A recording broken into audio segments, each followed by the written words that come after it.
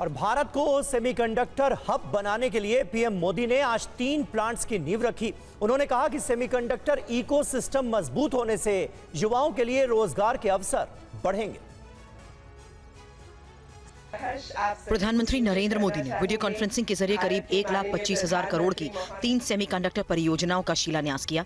Semiconductor के plant की आधारशिला गुजरात के धौलेरा, सानंद और असम के मोरीगांव में रखी गई।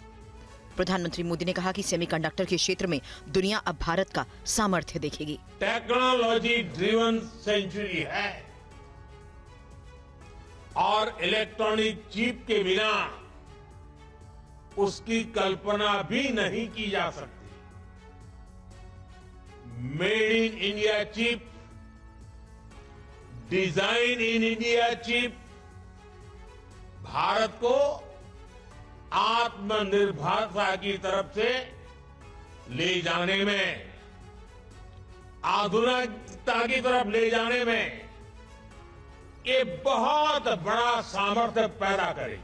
इन तीनों सेमीकंडक्टर प्लांट से इलेक्ट्रॉनिक, दूरसंचार आदि जैसे संबंधित क्षेत्रों में करीब 80,000 रोजगार के अवसर बढ़ेंगे।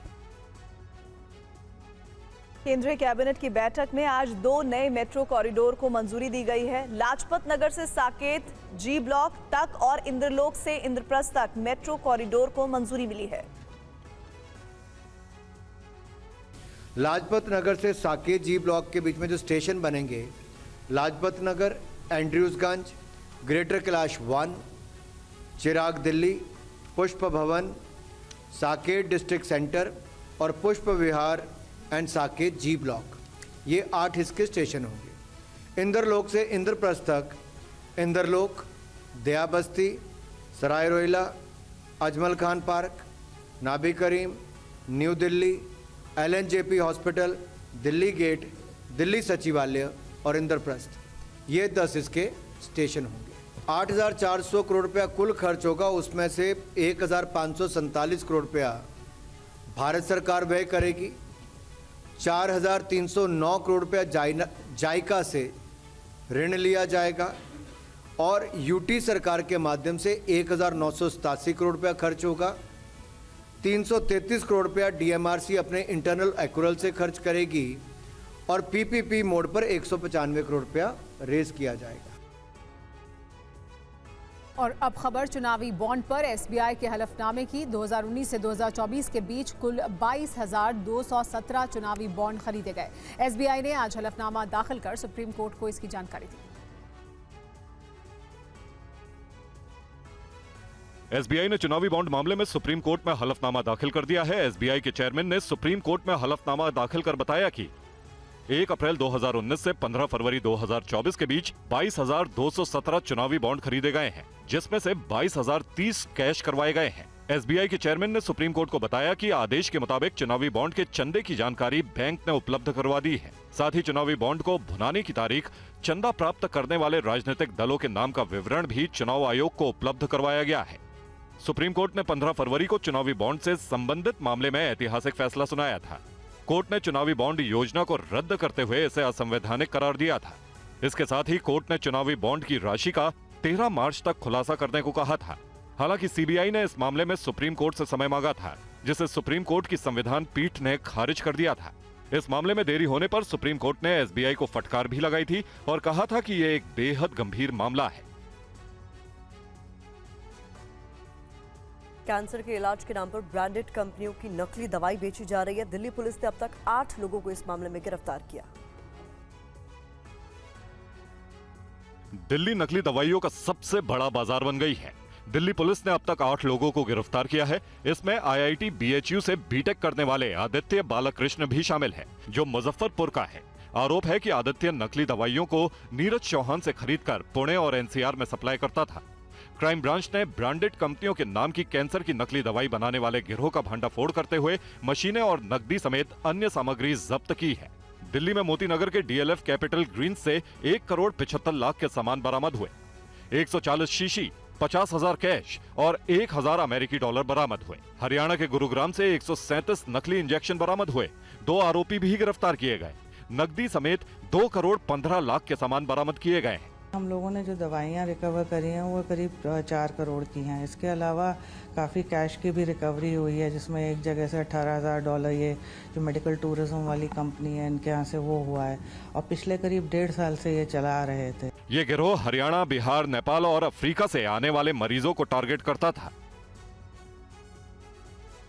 और पाकिस्तान से भेजी जा रही ड्रग्स के पीछे हाजी सलीम का नाम सामने आया है। हाजी सलीम का ड्रग्स नेटवर्क कई देशों तक फैला हुआ था। यह रिपोर्ट देखिए।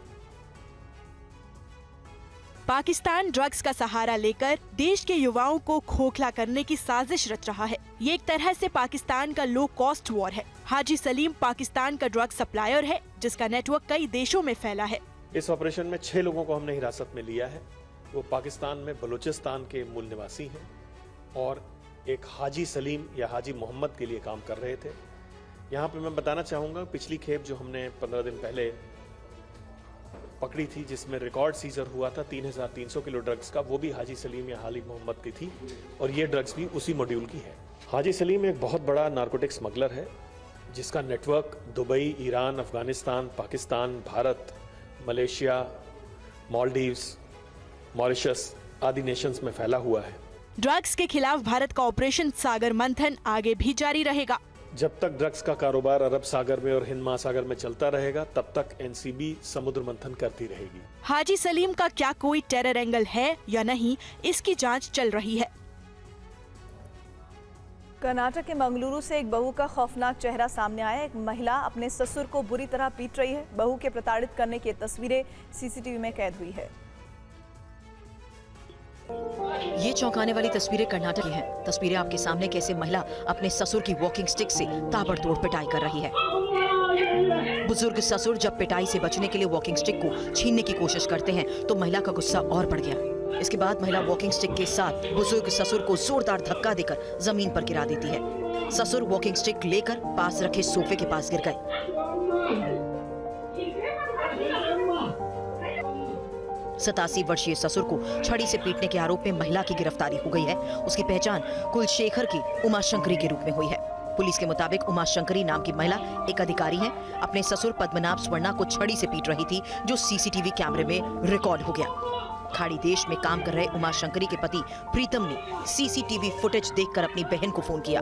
पुलिस में शिकायत दर्ज कराने को कहा। साथ ही पुलिस को सीसीटीवी फुटेज भी उपलब्ध कराई। उमाशंकरी के पति की सलाह पर पीड़ित पद्मनाभ की बेटी ने शिकायत दर्ज कराई। पद्मनाभ स्वर्णा को इलाज के लिए अस्पताल में भर्ती कराया गया।